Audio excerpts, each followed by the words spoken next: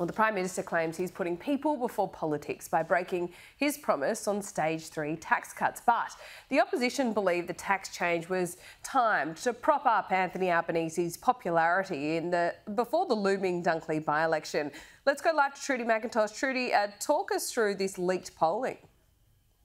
Yeah, fascinating, Laura, to see this. The front of the Australian Financial Review this morning. Internal Liberal polling, you'd have to say, that shows the Prime Minister's net favourability falling through the floor when it comes to the crucial seat of Dunkley. Now, this was a by-election triggered by the death of Peter Murphy, the popular Labor MP in that seat. She managed to increase the margin at the last election. The question is whether her personal popularity will translate to the new candidate. But as for Anthony Albanese and the timing of stage 3, this is fascinating. These are the numbers here. The Liberal polling said to show that the PM's net favourability rating in Dunkley, you can see it there, it was at minus 11%. Compared that to where he was in Aston, the Liberal seat that went to a by-election last year that Labor managed to pick up, that big upset, he was at plus 13%. So a big change for the Prime Minister's popularity. The PM insisting, though, that the stage 3 tax cuts were not about politics, that this was about actually cost of living support for middle Australia. Now, ultimately, though, the politics, they believe, are in their favour at the end of the day because more people will be getting a tax cut compared to if they did nothing on stage 3. Particularly, people will benefit in this seat of Dunkley. Have a listen to the Prime Minister this morning. To listen to people, and that is what we have done. This is a change of policy.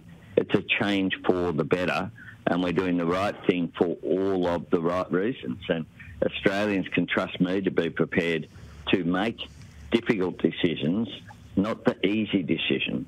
That is the priority that I have, putting people before politics.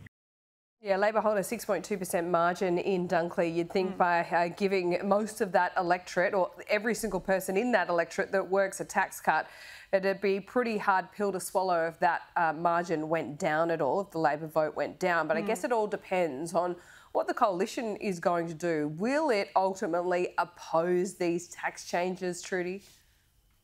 Well, Laura, that's the big question. And a question, too, as to whether we'll get a firm commitment on that one way or another before Dunkley. It's in March 2, and we won't necessarily see this get to the Senate for the final vote before that stage. So the timing of this is fascinating. As to the internal politics in the coalition, the very clear view last week and still to this day is they'd prefer to see stage 3 remain as it is, the policy they already legislated in terms of tax cuts. But are they really, at the end of the day, going to stand in the way and be accused of blocking millions of Australians getting extra relief when it comes to tax time from July?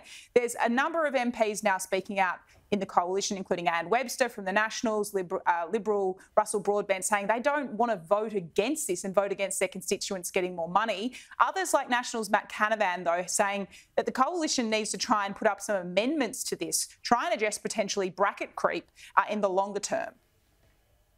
This is a tax reduction for the next couple of years, and then it's a tax increase after that. So, I mean, I don't really want to vote for that. I want to plan to lower taxes over time. So let's see what amendments that we can craft and put forward. And I'm not going to make a final decision on where we vote until we see where Labor goes with that. We'll have to watch and wait where the coalition ultimately land on this. But one way or another, Laura, make no mistake, they're going to continue to hammer home this message about the broken promise and trying to tie this to Anthony Albanese's credibility ahead of the next election. Mr Dutton over in Perth today. He's taken the shadow cabinet there. We'll hear from him later today on where they stand. Yeah, OK. Looking forward to that. Thanks so much.